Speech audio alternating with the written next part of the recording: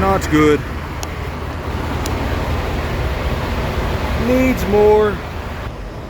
Some of the things people won't tell you about coming into the end dump business is when you're over axle like that, sometimes you can hit a downhill slope, hit your brakes real quick, get some to slide forward. If you're nose heavy, you can roll down a ramp or whatever, hit your brakes, move some that way. You can lift it up some, get some to scoot back. But when you have product like this, and this is just concentrated zinc, it doesn't really move. The only thing you can do is take your handy little tool right here and move it by hand.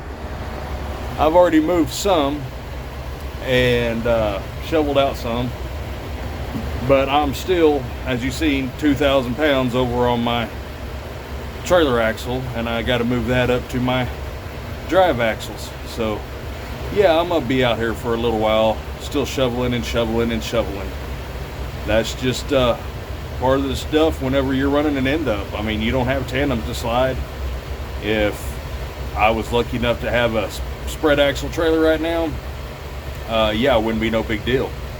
I mean, I'm a touch overweight, but it's mostly, being over axle right now. And I've tried getting a spread axle. They just don't have any right now. So I just got to deal with the tandem. And this is the stuff you got to do whenever you're doing that. So yeah, we're getting off here and see if we can't get this thing leveled out a little bit.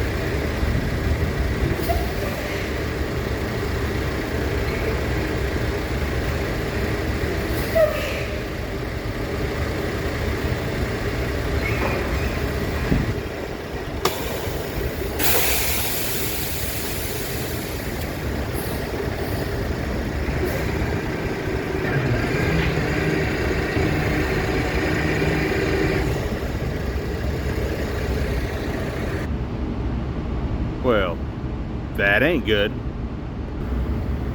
That's better. Looks better right there than in the trailer. Well, I've never had it hang up like that, but I got her out.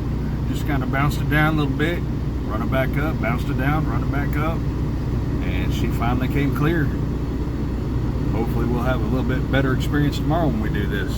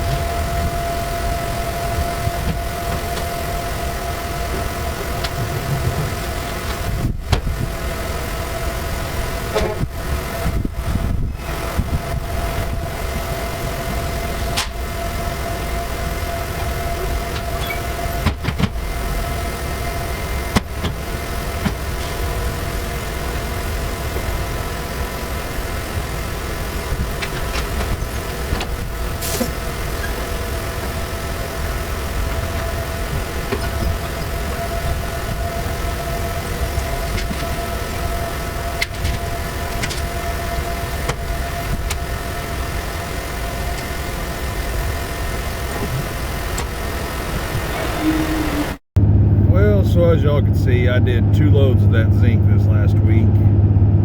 Did some of my, we call it, I call it automobile trash. You know, it's that stuff I had in one of the last videos of the auto shreds, you know, the foam and the rubber and all that.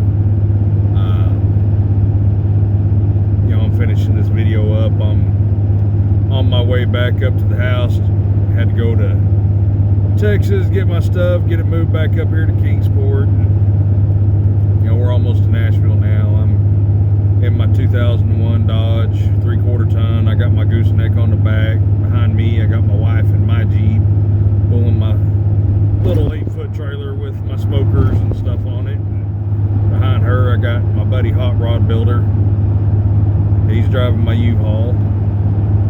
So we're gonna get back up there this evening and get part of it unloaded, finish unloaded the rest of it tomorrow, and I'll head back to work Tuesday. Hot Rod, he's gonna fly back to Amarillo on Tuesday so he can go back to work.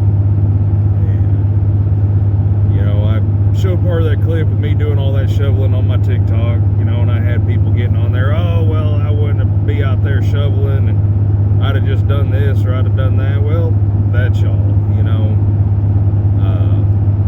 You got to think of what you want to do and how much money you want to keep in your pocket. Yeah, I could have kept on rolling with that $36,000 on that rear end, but I was 3 miles from a scale.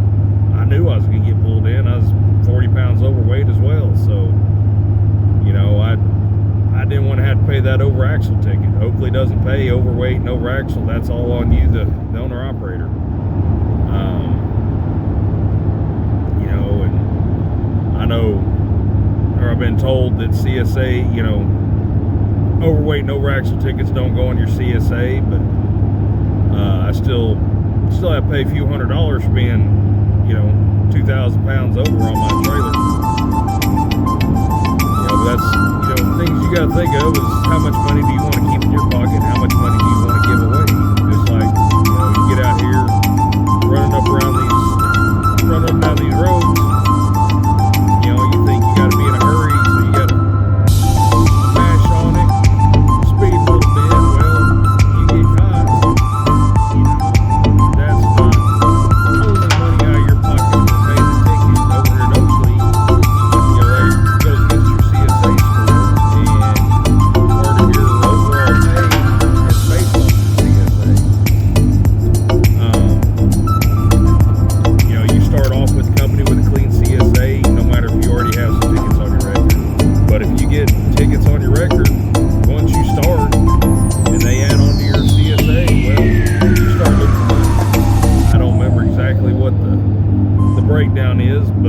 something like, you know, between 1 to, I don't know, 7, 8 points, you lose 5 cents off your CSA. You know, 7 or 8 up to 15, you lose another 5 cents off your CSA, and so on and so forth. Well, that starts adding up. You lose 5 cents off your CSA score. Because your CSA score. Well, you run 100,000 miles a year. Well, you just lost out on, say, $5,000. Losing 10 cents, that's $10,000. Well, that still follows you until it drops off your record 3 years down the road. So, you know, you're losing tens of thousands of dollars just because you thought you needed to be in a hurry. Don't get in a hurry, you know. Do your pre-trips, you know, you get pulled over and get wrote up for brakes. It doesn't matter if it's a ticket or if it's a warning. It goes against your CSA. It's actually better to get a ticket because then you can fight it. And, you know, you may not get it dropped off your record completely, but instead of saying, you know, getting 10 points on your license, you may only get 3. So you may only be losing, you know, 5 cents a mile versus, you know, 10 or 15 cents a mile. That's things you got to look at. Me, I'd rather just color inside the lines and keep all that money coming into my pocket and not give the state officials or government officials any more than you got to. You know, that's all up to you. You know, if y'all have any questions, comments, you know, you can put them right down there in the comment section, or you can email me at taksides@yahoo.com. It's at the beginning of the video, the end of the video, down in the description. Y'all can always come over to TikTok, look me up at @doughboy806, watch some of my TikTok videos, give me a like and follow on both, you know. We're gonna get on up here. We're starting to get into some traffic up here around Nashville, so I hope y'all have a good week. We'll get back after it, get another video up next week, hopefully. Talk to y'all later.